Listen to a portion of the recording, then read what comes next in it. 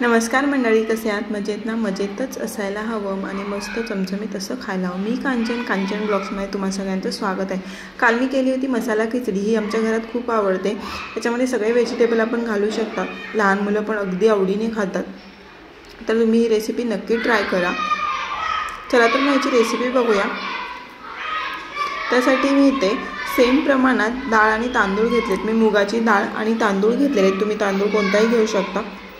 जो आमच्या घरातला डेली यूजवाला तांदूळ घेतला आहे, सेम प्रमाणात अर्धी वाटी तांदूळ आणि अर्धी वाटी मूग डाळ। इथे पालक घेतलेला आहे बारीक चिरलेला, अर्धा टोमॅटो, थोडासा कढीपत्ता आणि इथे मी कांद्याचे असे उभे काप करून घेतलेले आहेत। अद्रक लसूण कोथिंबीरची पेस्ट आणि थोडासा माझ्याकडे फ्लावर होता उरलेला, तो पण घालते।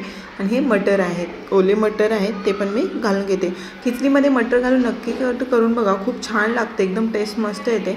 आता एका कुकरमध्ये तेल घातलं। मी तेल खूप कमी प्रमाणात वापरते, म्हणून थोडंसंच अर्धा चमचा तेल घातलेलं आहे, कारण मी माझ्या लहान मुलीला देते, मग जास्त प्रमाणात तिला तेल नाही द्यायचं, पण मी थोडंसं तेल घातलेलं आहे। तेलामध्ये जिरी मोहरी घातली। जिरी मोहरी चांगली तडतडली की कांदा घातला। कांदा चांगला लाल होईपर्यंत परतून घेतला। कांदा चांगला परतला की त्याच्यामध्ये 4-5 कढीपत्त्याची पानं घातली आणि अद्रक लसूण कोथिंबीर पेस्ट घालून घेतली। नंतर बाकी सगळे जे काही आपण भाज्या घालणार आहोत ते सगळ्या घालून घ्यायच्या आता एकदमच। तुम्ही जर कांचन चव्हाण ब्लॉग्स हे चॅनल नवीन असाल तर शेअर करा, सबस्क्राईब करायला अजिबात विसरू नका आणि बेल आयकॉन दाबा, म्हणजे जेव्हा नवीन व्हिडिओ अपलोड होईल तेव्हा नोटिफिकेशन तुम्हाला येईल। फ्लावर घातला, टोमॅटो घालून घेतला, मस्त असं मिक्स करून घेतलं। नंतर मटर घातले आणि पालक मी सगळ्यात शेवटी घालणार आहे, कारण पालक काय लगेच शिजतो, त्यामुळे मी पालक सगळ्यात शेवटी घालते।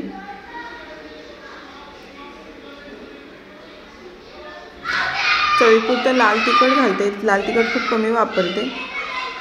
तुम्ही जर घरातली मोठी माणसं खाणार असेल तर लाल तिखट तर म्हणजे बेतानं घातलं तरी चालेल, खूप मस्त लागतं। म्हणजे घरी लहान मुलं खातात म्हणून मी लाल तिखट कमी घालते। नंतर जो राहिलेला पालक होता तो पण घालून घेतला आणि नंतर पाणी घातलं। आता 1 वाटी डाळ तांदळाला मी जवळजवळ 3 वाटी पाणी घालते, त्यामुळे आपली खिचडी एकदम मऊसूत होते आणि मग डाळ तांदूळ चांगले मिक्स पण होतात। तर पाण्याला उकळी आलेली आहे की मग त्याच्यामध्ये डाळ तांदूळ होते ते स्वच्छ धुवून मी घालून घेतलेले आहेत, मिक्स करून घेतलं।